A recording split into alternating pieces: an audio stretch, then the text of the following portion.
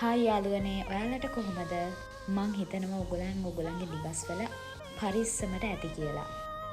අපේ මිනිස්සු ලොකු ප්‍රශ්නවලට මුහුණ දෙමින් සිටින කාලයක් මේක. රටේ පවතින තත්ත්වෙත් එක්ක මේ දවස්වල අපි අපේ YouTube එකේ කිසිම වීඩියෝ එකක් පළ කරන්නේ නැහැ කියලාත් හිතාගත්තා. ඉතින් අපි අද අපිට පුළුවන් විදිහට අපි මේ වැඩේට සපෝට් එකක් දෙන්න හිතුවා. දැන් වෙලාව රාය 11යි. අපි දැන් යන්න හදන්නේ මහරගම යූත් එකට. අපි ලෑස්ති කරපු බඩු මුට්ටු ටිකත් අරගෙන අපේ දායකත්වය ඔවුන්ට දෙන්න තමයි මේ සූදානම. ඇත්තටම මෙතනට ගිහාම මට අපේ ලංකාවේ මිනිස්සු ගැන දැනුනේ පුදුම තරම් ආදරයක්, ගෞරවයක්. ශ්‍රී ලංකාවේ තරම් ආදරණීය මිනිස්සු මේ මුළු ලෝකෙම නැහැ. අද මේ වගේ ව්‍යසනයක් වෙනත් විදේශ රටක සිදු වුණා නම් මේ තරම් ඒ ප්‍රශ්න වෙනුවෙන් මනුෂ්‍ය මැදිහත් වීමක් නම් සිදු වෙන්නේ නැහැ. ඇඳුම් පැළඳුම්, සනීපාරක්ෂක ද්‍රව්‍ය, වියලි ආහාර, බෙහෙත් ද්‍රව්‍ය ගණන් කරගන්න බැරි තරම් සහල් මලු තුල ගැබ් වෙලා තියෙන අපේ මිනිස්සුන්ගේ මනුෂ්‍යත්වය, ආදරය.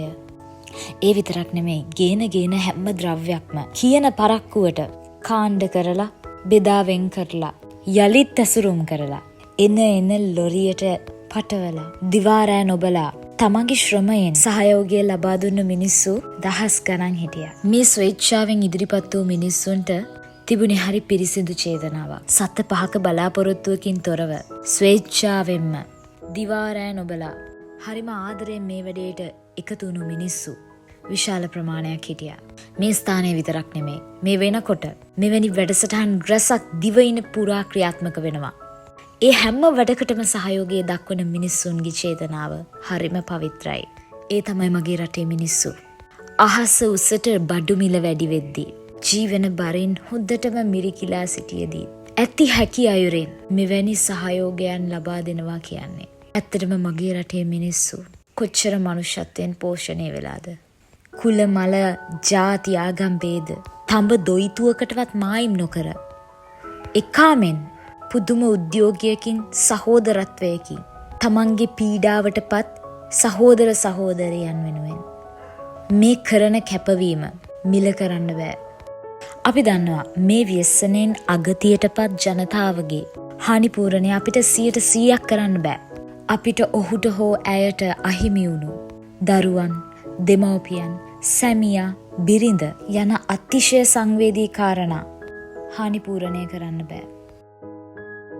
නමුත් මේ අවස්ථාවේදී රටක් විදිහට සහ පුද්ගලයන් විදිහට ඔබලාට වැටෙන්න දෙන්නත් බෑ.